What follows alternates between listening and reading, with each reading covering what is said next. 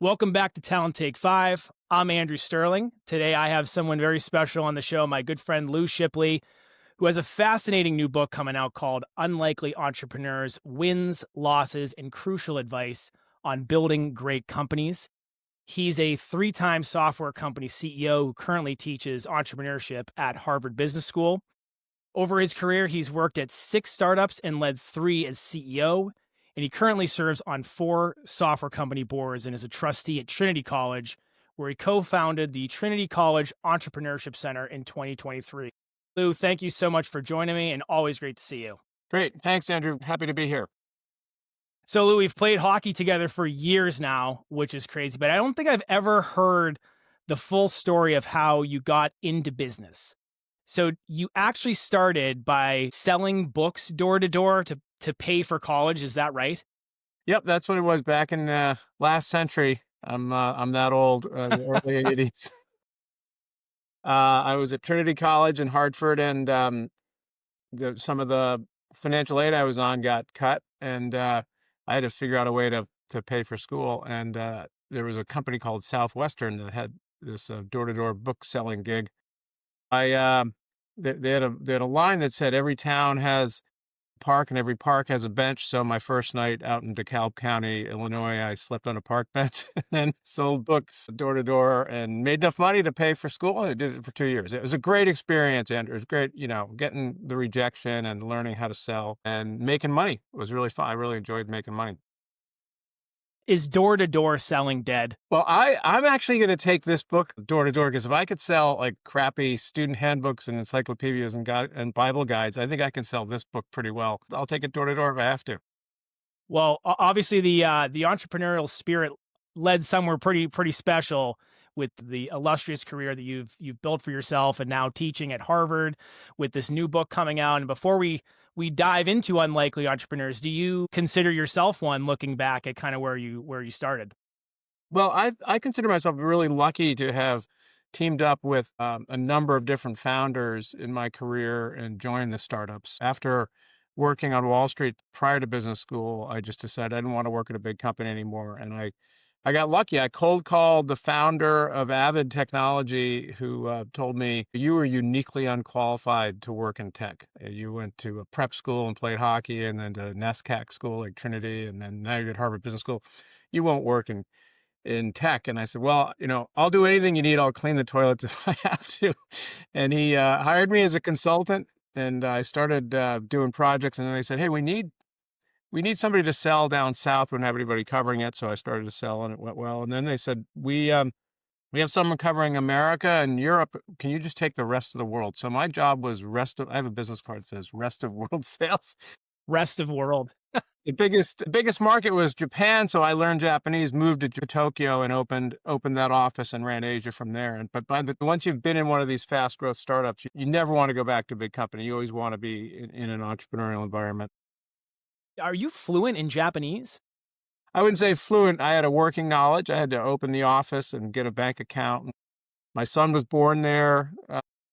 My son, who was just married, was born there. So yeah, I mean, I really liked Japan. Andrew, it was such a fun place to live. Selling was hard there, but we had a great product. Every company subsequent to Avid, I did business in Japan. So I really like the culture.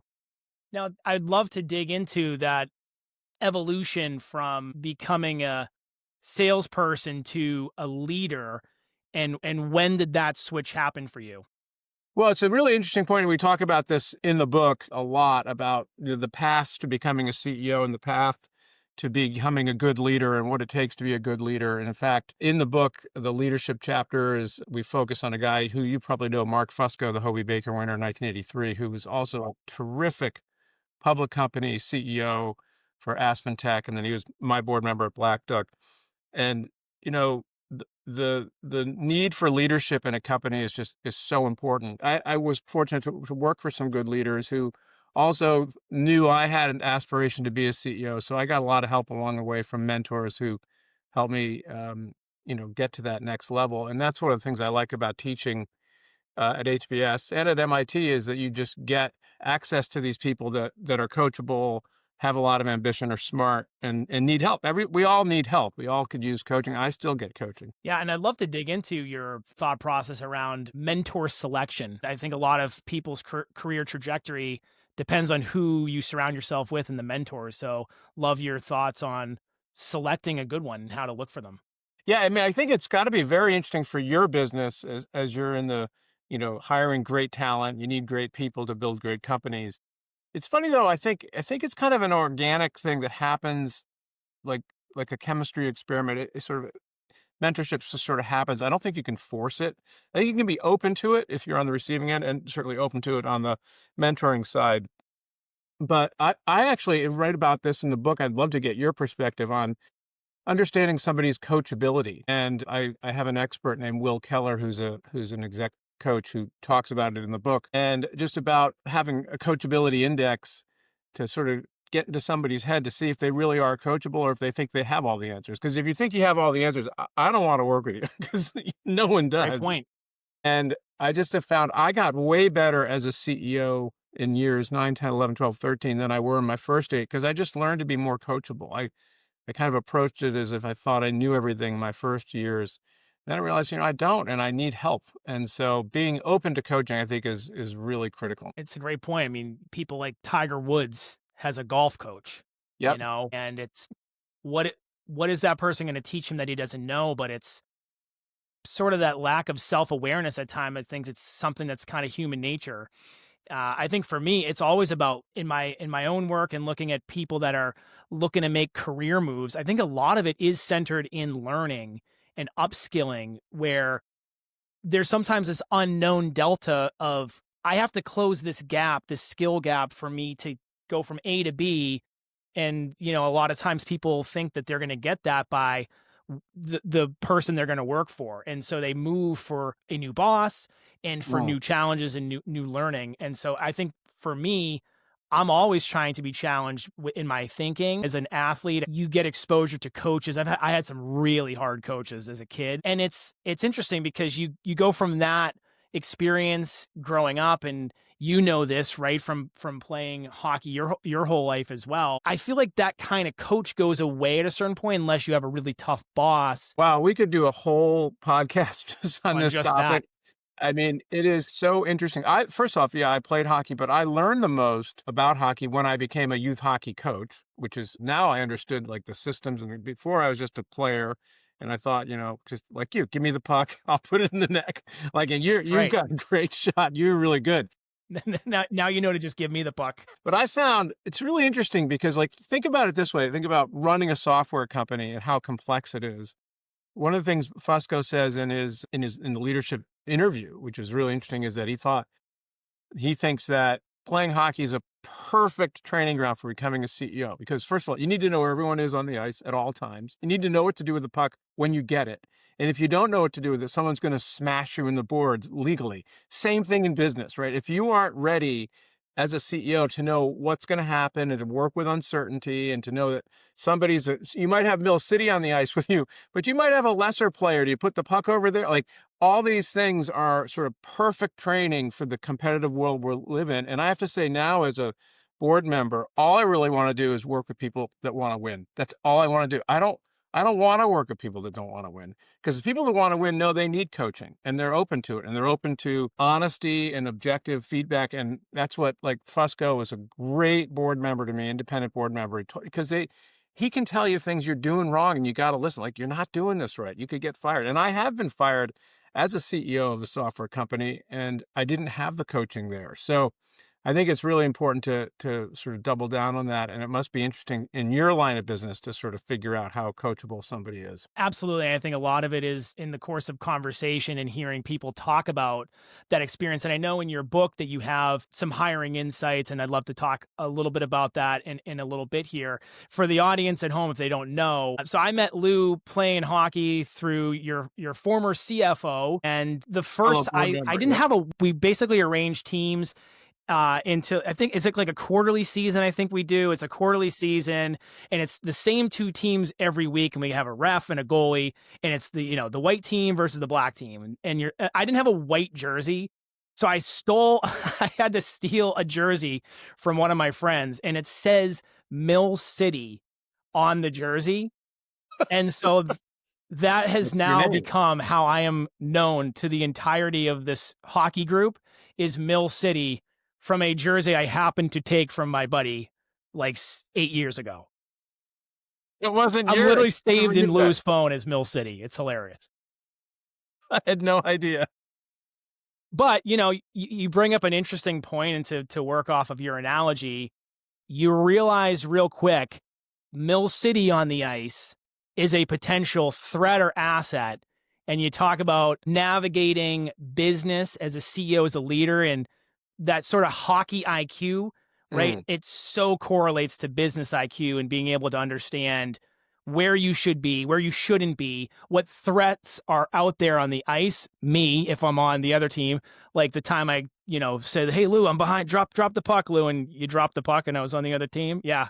I I know you haven't forgotten about that one. It's fine, but it's a really interesting analogy, and I really like that. So I know you've transitioned from being in the seat yourself. Do you miss it now that you've been in more of a board and advisory capacity, and as an educator now? Do you miss being in the CEO spot? I don't miss it for a couple of reasons. I mean, I do miss the team element, and that's why working on a board, like I have a couple of boards, like Fair Market company, CEO's name is Kevin Frechette, or Wasabi CEO is David Friend, Zach Marides from Teamworks. These founders and CEOs just want to win, and so when you help them win as an independent board member, it's the closest thing I found to actually winning as a CEO, because it's a collaborative relationship. You talk every week, you're helping on multiple different fronts. And that's why, to me, when I interview for board positions, it's like, I just want someone who wants to win, who will do what it takes to win, do what it takes, obviously legally and ethically. But I'm not interested in working with people that don't have like really high expectations, because there's just other stuff I could do. But the other thing that's cool about it with the teaching is that it reinforces a lot of the cases I've written at business school are from companies that I'm on the board of or I'm advising. And so you see the sort of the ecosystem that you build, you bring companies in, and then they learn from the students at HBS, and then those students go off and start companies. So I feel like it's sort of a virtuous cycle that I'm in doing both teaching and board work. So let's talk about this book. So the unlikely entrepreneurs concept. What made you want to focus specifically on the folks that are unlikely? Yes, it's an interesting question. I used to teach at MIT. For a while, I taught at both schools, and now I'm just at Harvard. But I love MIT. They gave me my break, and I keep in touch with the students from those years. And I had a colleague named Trish Favreau who called me like 3 years ago and said, "Hey, I'm thinking of writing a book." She's in the PR department. She runs it, and she and I had collaborated on some articles. So I like her. And she goes, "Do you know any unlikely entrepreneurs? I have this idea." It was her idea. And I said, "Yeah, I actually can think of a lot of people." And so I started, basically, I sourced the entrepreneurs, wrote up the original stories, then had Trish interview them. And she's a really good storyteller. She can take the story of, here's one, a guy who was making caskets, became the number one online casket seller in America. He's got a $10 million business selling caskets online, Titan caskets. Amazing Wow. story. Like, Amazing business. that's an unlikely business. I have a woman who sells sustainable sausages, another unlikely business. And so you can be unlikely either with your background, with your business, or the problem that you're trying to solve. So of the entrepreneurs we do interview did either go to MIT or HBS. Most of them didn't. Most of them are not from that. And I thought Trish and I think that this is a great way to tell entrepreneurship. It's not just about Silicon Valley AI billionaires. It's sort of the person around the corner. Literally, one of the people I interviewed is a woman who runs a tire store in Lawrence. And it's a woman running in a man's business, running a tire store. And she's great. And she's Mary Sullivan. She's fantastic. I just love this lady. And I went in because I kept popping tires on my Tesla. She's You have like, the never flats now. and I just got to know her, and I was like, we got to tell your story. And there's so many people out there that have these stories that need to be told. That's why I think this book is fun, and people are going to be able to relate to it. And it's just some fun. Now it's really interesting, and the book comes out. It's available for pre-order now. And so when is the book coming out? It's coming out end of January. We're going to be, and then full launch is going to be in January of 26. And so you were kind enough to give me a little bit of a sneak preview with what's to come. And so, in just in leafing through the introduction and some of the table of contents, you talked to a number of different entrepreneurs, and you mentioned just a couple, right? Really unique businesses and different backgrounds. What did you find any common traits across the Interesting. different entrepreneurs with all of the unlikeliness that was there that surprised you? It's a great question. It's a really interesting question. Trish and I talk about this all the time. There's a couple of themes that come out. One is just people that are really curious. Like Scott Ginsburg was like, I wonder if I can sell a casket online. He had busted up his knee skiing, and he asked his wife, do you think I could sell it online? She said, well, why don't you try it? So he sold one on Amazon. He's like, I could do it. So he's off and running. She has this amazing sense of curiousness and the sense of like, I think I can do that. And so a lot of it is, I think I can do that. Also, if you're told you can't do something, this seems to be a huge motivator for entrepreneurs to prove to the world what they can do. Love that. The first chapter is called The Problem with the Problem. And it's about if you experience the pain of a problem viscerally enough, you're like, maybe I can start a company to solve this problem. And then I'll know what features to put in that product because I experienced that. And the founder of Avid Technology, Bill Warner, unbelievable story. He's our leading. We lead off with him, and he invented basically digital video editing, and it's all on our phones for free now. But he invented it, and he has the patents for it and the Emmys for it. But it's like when you experience a problem so viscerally, and your job is made so hard that you're like, I think I can do this. And then it's about getting that initial product, raising money for it, either bootstrapping or getting venture or whatever you're going to do. We cover a bunch of different ways to finance your business. But those are some of the key elements, whether you're running a for-profit or we have nonprofits in here too, people that are just solving social problems with that same, why can't I do this? This is a real problem. Homelessness or kids that can't get into college in Houston, Texas, these kids that just can't cut a break. And so there's entrepreneurs that want to help people, and we wanted to highlight them as well. I was doing some research in advance to sitting down that 42% of startups fail because they create products that don't solve real problems for customers. I'm wondering how you talk about this in the book. How do you know if you're solving a real problem instead of just creating a solution that's looking for a problem? Yeah, it's a great question, and it's also a super timely question, Andrew, because there is now pressure on students coming out of whether it's Harvard or MIT or Tuck or whatever business school, Babson. There's sort of pressure on them to start a business because entrepreneurship's cool, and I get it, but I also don't think that's why you should do it. You should only do it if you really are solving a real problem. If you don't have the firsthand knowledge, we go through ways of the problem that you're solving. And I created a course at Harvard for this. If you don't know, then we have a course that helps you figure it out over a semester to see if this thing is really worth doing. And if it isn't, don't waste your time on it. There's other stuff you can do. And later in your life, you might find a real problem or a better problem to solve. But I think this pressure students are under is actually a disadvantage. And we talk about in the book the higher likelihood of success the older you are as an entrepreneur. And the last chapter is dedicated to 3 people who it's called Entrepreneurship as a Second Act, who start businesses in their 50s, reaching 50s, and are very, very successful. So it's not just the 22-year-old dropout from Harvard that creates these great companies. A lot of it is people that have lived in big corporate jobs and just want something different and want to prove to themselves they can do it. I'm curious what kind of guidance you give students, right? I'm sure you've had some tough conversations with folks where their idea didn't come to fruition. And what advice do you find yourself giving time and time again to some of the folks that are running through your courses? Well, Andrew, let me tell you about a student I had last year. Every year we have these great students, but there's a woman named um, Priyanka Ganjuli who took my class. It's called a go-to-market sales playbook class, where you take your idea and you try and build a playbook out of it. You're trying to figure out what's the best way to sell this product. And she discovered at the end of it, even though she had raised money, that the problem wasn't good enough, and she shut the company down and gave the money back to the investors, which I applaud. And she said, there's this myth that, I want to be my own boss and I want to go be an entrepreneur. And she's like, you know who your boss is? Your first customer? They're terrible. They might even ghost you, not even call you back. Like, that's your boss. Your customer is your boss. These courses that I teach are all about, startups don't have a right to exist until they get their first customers. Doesn't matter if you raise venture capital at a big valuation. Doesn't matter at all. That's going to run out if you don't have the former. So we sort of break it down into what does it take to get those first customers, and how do you transition to how do you scale your sales organization? A lot of times I wonder if in my world in hiring, right, I work with companies where they do have a product and they do have customers, but I feel like we build a lot of elaborate hiring processes without first understanding what sometimes some of these problems we're trying to solve. We saw this a lot. I mean, companies just hiring for the sake of hiring.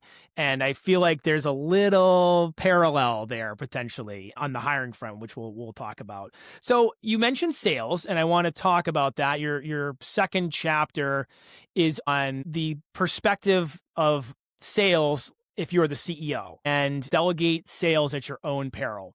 What's your take on when founders should hire their first salesperson versus staying very hands-on? I mean, because Yeah. at some point, if you're going to build a business, you need other salespeople. Yeah. Well, I think this kind of goes back to why the founding course that Mark Roberge and I teach at Harvard is founder selling, and why sales is so misunderstood and sales is so maligned is people have had a lot of bad sales experiences, and founders will often think, well, I'm going to get this product. If I get the product right, the world will beat a path to my door.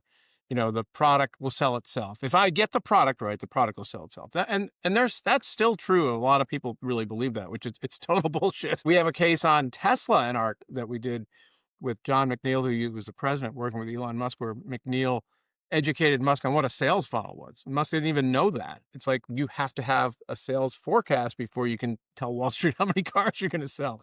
But this notion that it's going to sell itself is wrong. The best companies that I've ever worked at had great products and great sales organizations. So we delved into why it's so important to overcome your fear of sales and help you get good at it. And what you see all the time, Andrew, is founders that I'll name one. Shana Opperman was one of my MIT students she was a Google product manager, went to MIT, had a great idea, but was afraid of sales. And I helped her get her first customers, and then she wouldn't stop selling. Like and she eventually sold the company. And that's the other connection here is you're never going to sell the company at a big price or a good premium if you don't learn how to sell your own product. So I think we just talked about how you want to overcome this innate desire to say, delegate sales to someone else, just get a sales guy. And that's just, you need to learn it. You need to understand it. Because then you can train the first salesperson on what it takes to sell it. If you don't do that, then they're just learning on their own, and then probably building a sales culture you don't like. So, I mentioned this to you before we started chatting here. There was a time at hockey, we were all in the locker room, and one of the former Black Duck sales guys was talking about a deal, and you were interested.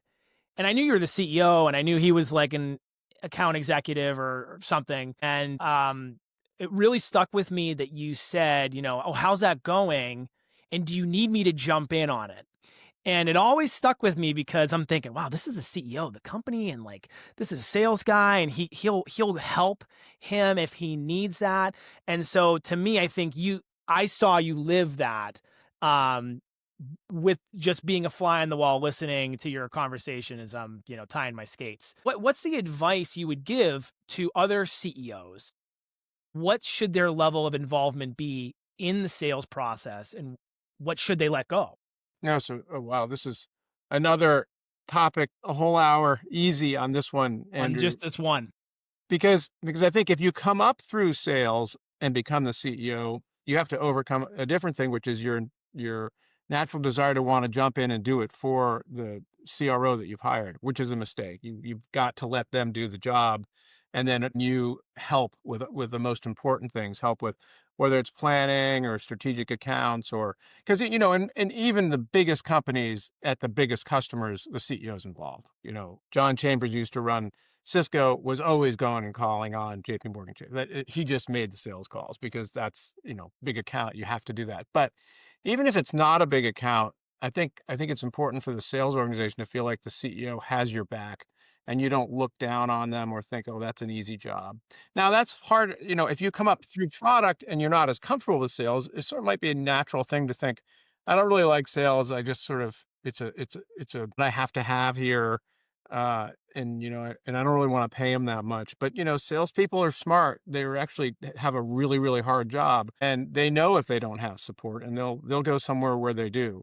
So I mean, I guess that when you boil it down, you have to do two things in a startup. You have to build it, and you have to sell it. You have to, and both of those things are equally hard. I just think there's still this notion of building is harder than selling. And it's actually not the case. Like the hardest stuff to sell is the stuff that doesn't work. Like my first startups, stuff never worked. In fact, one of my first customers at Avid, I got $120,000 for the system, and it not only didn't work, but it caught fire. And there I was in Korea, falling on my sword, trying to, make up for this product that we hadn't tested and all that sort of stuff. But anyway, startup selling is hard. A lot of the times, the stuff doesn't work at all. When you get to be a bigger company and everything is sort of more, established, then it's easy. It's easier. So you obviously are dealing with founders a lot and advising folks in a startup capacity, and oftentimes when you get to a certain point, they need to hire, they need to bring people in. Is there a difference in what a founder should look for in their first sales hire versus like their fifth sales hire? Yeah, well, a couple of guiding principles here, and I know he's not somebody people quote all the time because he sort of started the English Civil War, but Oliver Cromwell is a very quotable person. I love some of his quotes. His first one is, "A few good people are better than numbers." You don't need a lot of salesmen. You just need good ones. Like, you don't need a lot. And I think there's a temptation among tech founders. I found it myself, or as a CEO, like kind of bragging about how many people are in your company. Oh, I must be important because I have 1,000 people in my company. But if you could get by with 700, you'd be a better company. So I used to always say you have to be 1 for 1, 2 for 2, 3 for 3, 15 for 50. You can't have weak people in your company as a startup. And it's just corrosive because the minute you bring in somebody that isn't good or isn't on the mission, because these companies are really hard, they don't have a right to exist. You just need to have a really high bar, not just for talent, but for attitude. And back to what we were talking about at the beginning of this podcast, is will to win, whatever it takes. And so I would say there's a couple of guiding things here. One is don't necessarily just promote your top rep to manager. That's the super rep is often not the best manager because they're probably better at selling, and they don't really, being a manager is listening to people's problems in addition to selling. Not everybody wants to do that. Not everybody's good at that. So that's probably the number one mistake you see is you take your top rep and just put her in charge. And sometimes it works, but it's actually not a very good model to follow. It's much better to kind of look at what are the ingredients for scaling your sales organization. How many people do you really need? And then get the best people and then pay them well. And if you pay your best people, they won't leave you. But there's still this temptation. I have this huge organization, and it's not a sign of a good company just to have a lot of sales.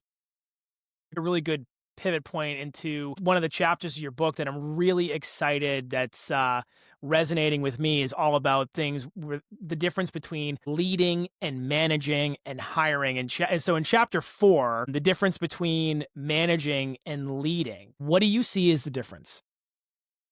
It's a kind of a forever question people ask, what are the differences? So that chapter is called the sled goes as fast as the lead dog, I love which I is love that. The Iditarod's obsessed person in me which loves is that back quote. which is back when I said, if I'm interviewing for a board position, I just want to know if the CEO wants to win, because the sled goes as fast as the lead dog. How badly do you want to win? How hard are you going to work? How many people are you going to hire that feel the same way? And what kind of culture do you build around that company?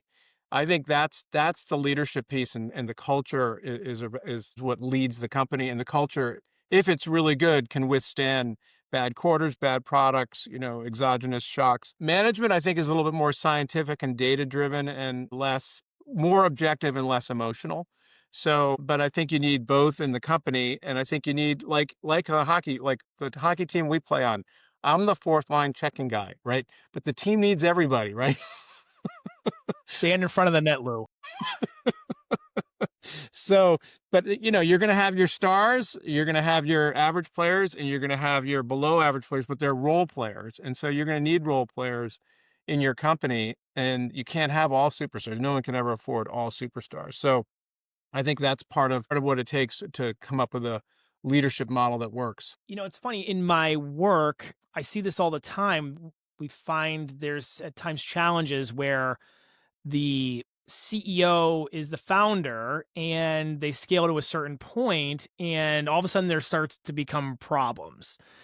Maybe not with the product itself or the customers, but with managing an organization. Mm, mm. And I'm curious your thoughts on transitioning from being founder to CEO and what's some of the biggest mistakes that they make when they go through that process, that evolution.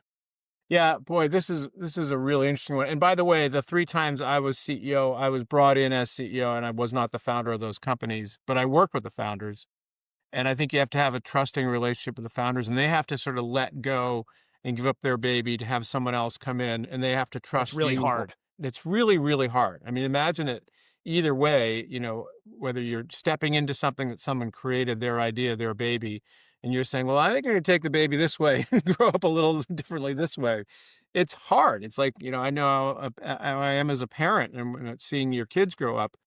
There's a section in the book about the flailing founder, which is something you see all the time, and it doesn't happen at any one number. It just happens when the business is almost so successful that they just can't keep keep track of it anymore. I'll tell you, there's one founder I've worked with who's really good at this and has scaled his business company called Teamworks. Jack Merides is the CEO. And he just made the transition from being the founder to someone who has delegated and brought in, he's built an amazing team. Every time you go to a board meeting, there's yet another great new young manager who he just builds bench strength. It's like playing on a hockey team and you just keep bringing up great wings from Providence Farm or team is whatever. great.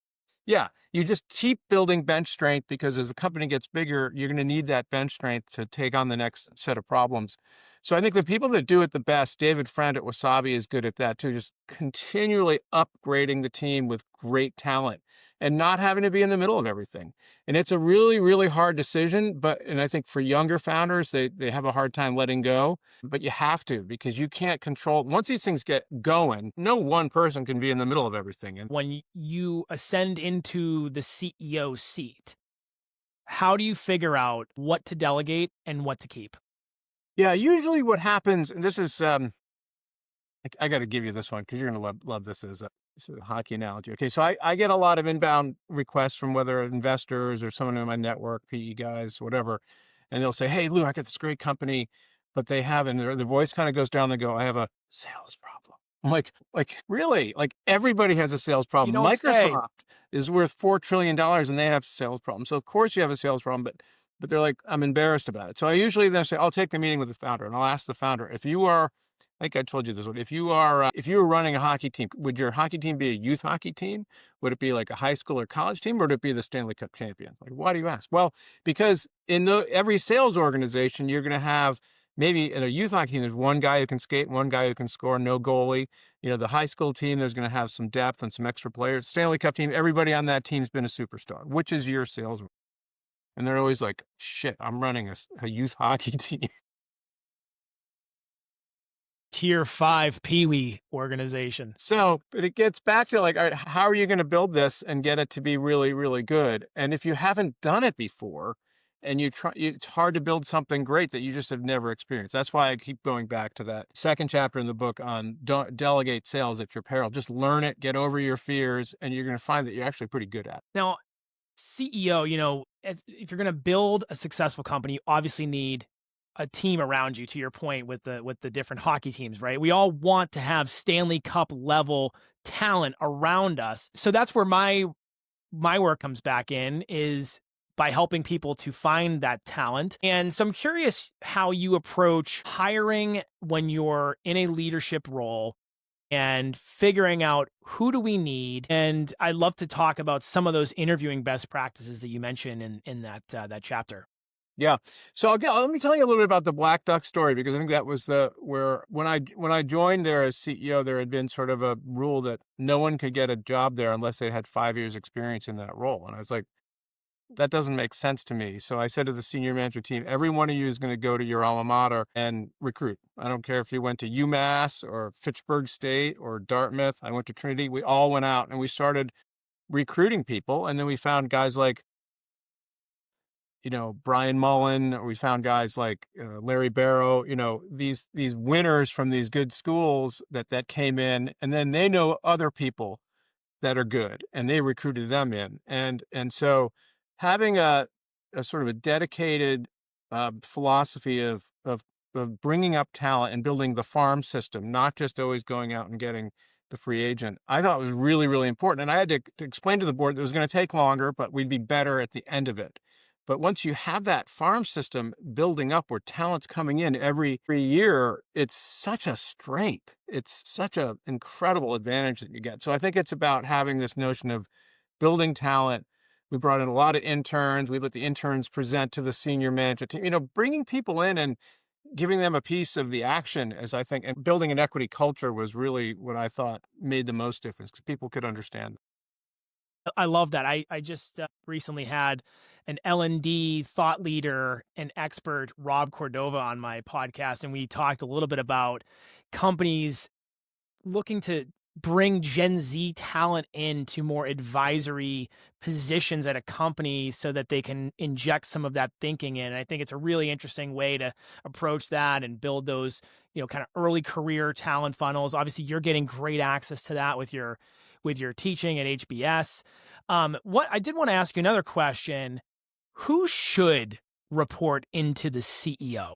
All right. Well, I was just wrote a note down. One of the things we did there at Black Tech, which is different than any other company I've been in, is we had a head of HR, Michelle Goodman, was terrific, but we ended up creating a position called the VP of Culture. His name is Tim Kenny, who I promoted from another role.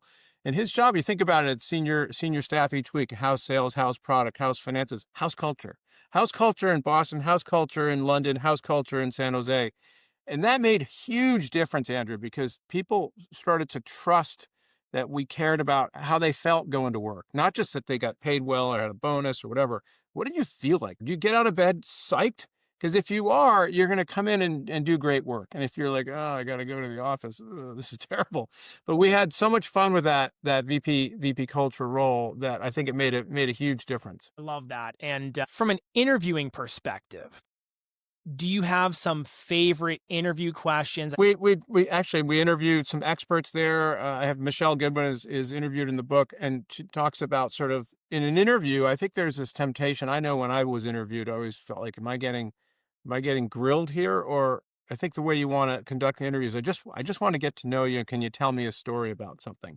And it isn't like what your weakness is. Oh yeah, I work too hard or some stupid thing like that. You just want to hear of a story of what happened and what went well and what didn't. And I think learning that people will share their failures shows you that they're open to learning, and back to what we talked about before, being coachable, and that they're not going to have all the answers coming in, but that they're going to try and learn and be open-minded and just do their best.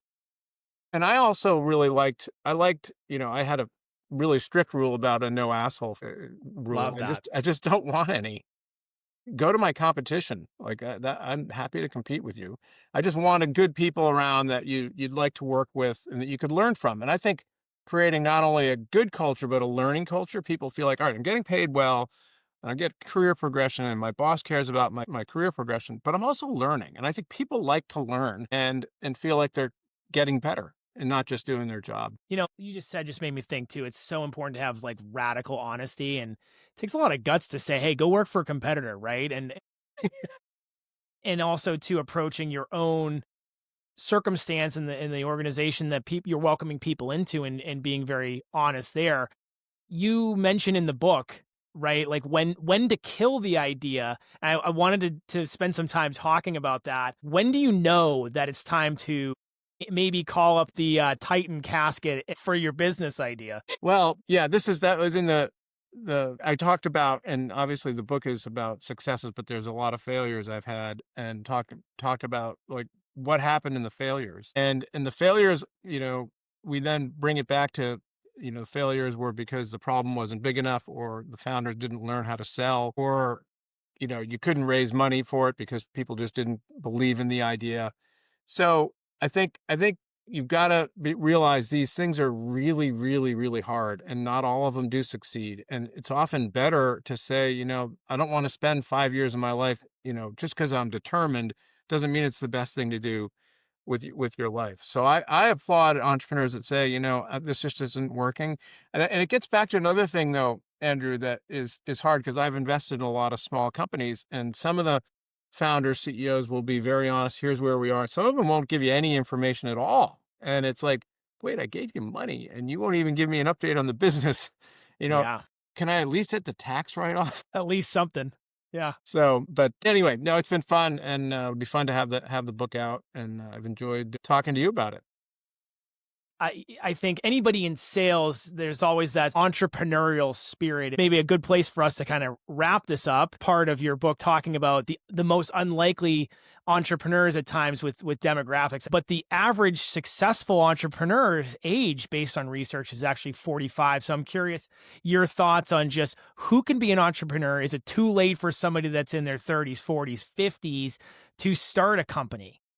Yeah, no, it's really interesting, and there's a lot of research done out of MIT about this, just doing research on what the numbers say, and I think the best age is actually like 44 or 45, because you've had enough experience, you understand what it takes, you might have a little bit more capital to put into the business and maybe saved up a little money.